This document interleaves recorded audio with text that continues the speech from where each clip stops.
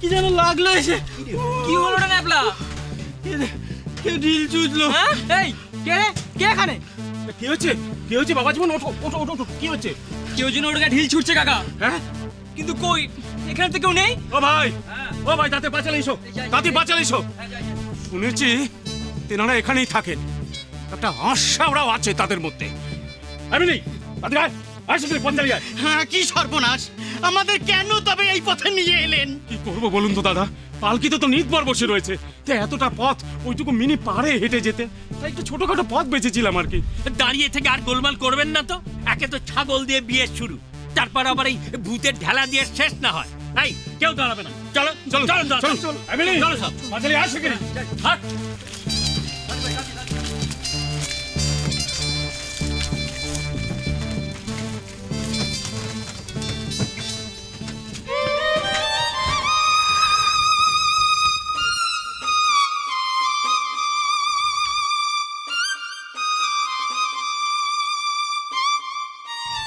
লক্ষ্মী, কোথায় তুই? এই মিনি, কাঁদছিস কেন? তোদের ছেড়ে চলে যাচ্ছি না, তোর নিতবরকে খুব যত্নে রাখবো লক্ষ্মী, তুই ভাবিস না।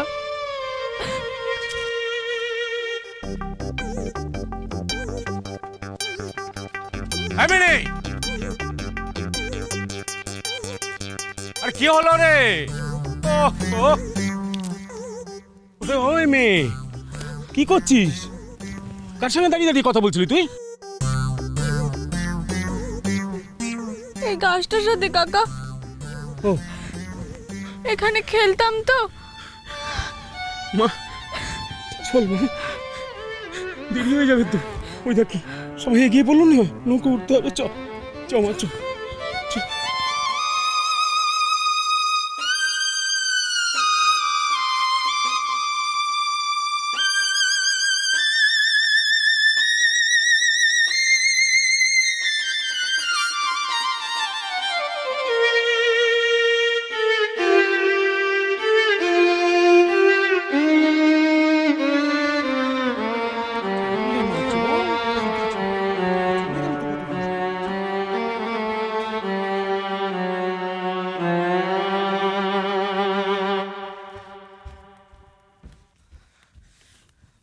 শুধু অলক্ষী নয় দাদু, ওর বাড়ি গোষ্ঠী শুদ্ধ অলক্ষী।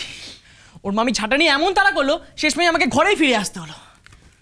তুমি কিচ্ছু চিন্তা করো না দাদু, ওই ছবিটা আমি উদ্ধার করেই ছাড়বো। ছবি উদ্ধার করে তুমি আমাকে উদ্ধার করবে? সে তো আসবেই না বলেছে। উফ দাদু, তুমি আবার সেই অদ্ভুত কথাগুলো বলতে আরম্ভ করলে।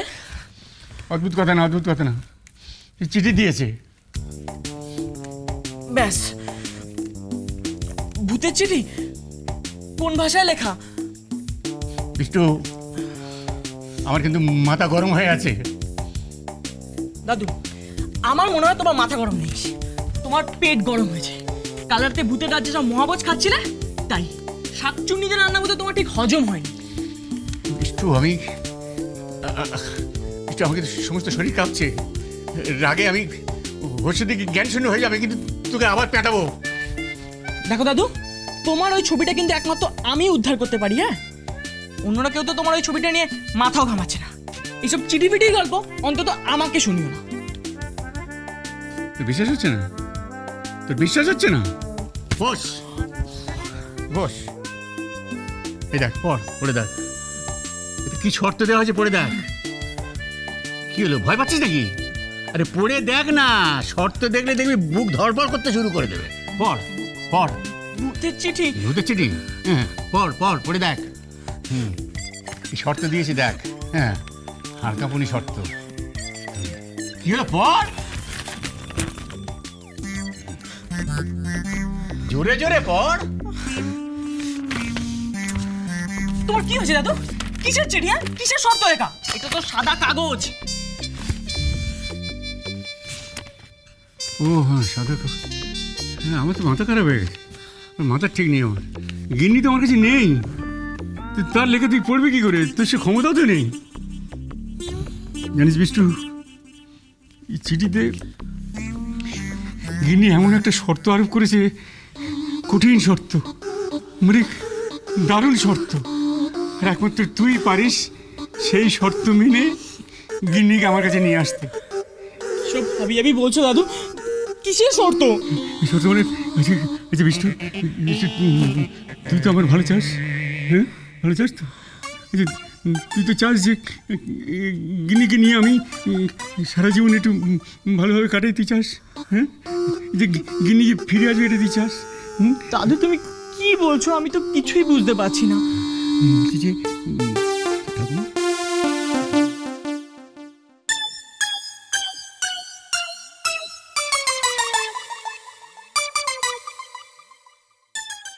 কি বলছো দাদু?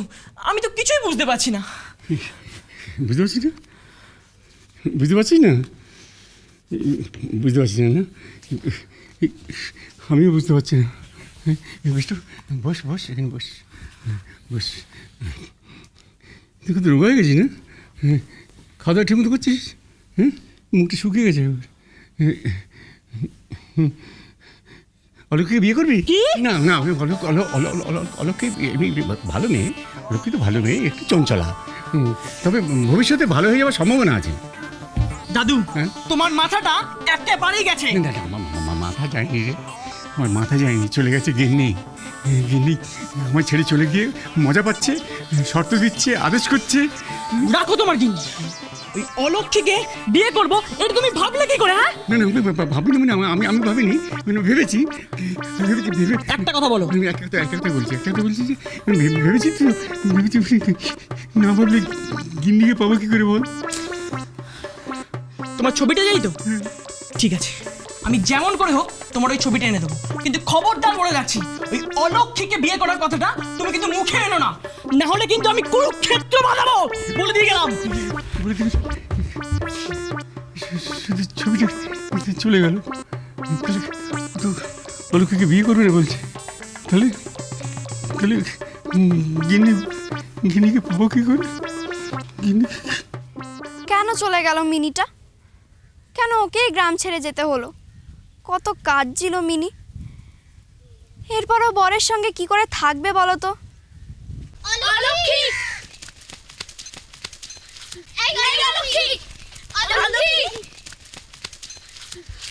জানিস মিনি চলে গেল। ইস, চলে যাবার আগে একবার দেখাও হলো না। হ্যাঁ, মাও বলছিল মিনি নাকি খুব কাঁদছে। কাঁদবেই তো, বিয়ে হলেই মেয়েরা কাঁদে। তবে বিয়ে করে কেন?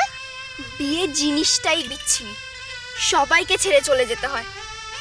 এখন মিনির কি হবে বলতো? ও মা, কি আবার হবে? ওর বরের কাছে থাকবে।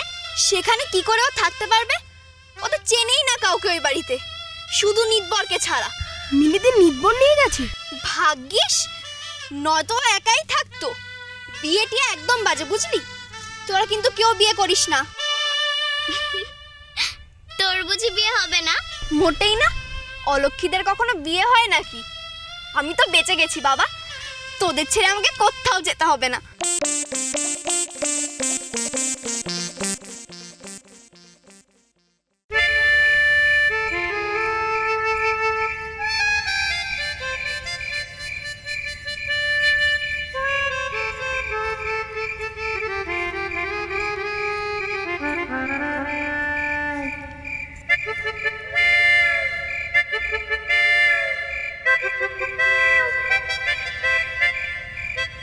ওরে শাকচুন্নি, এখানে প্রদীপ হাতে কেন এসছিস?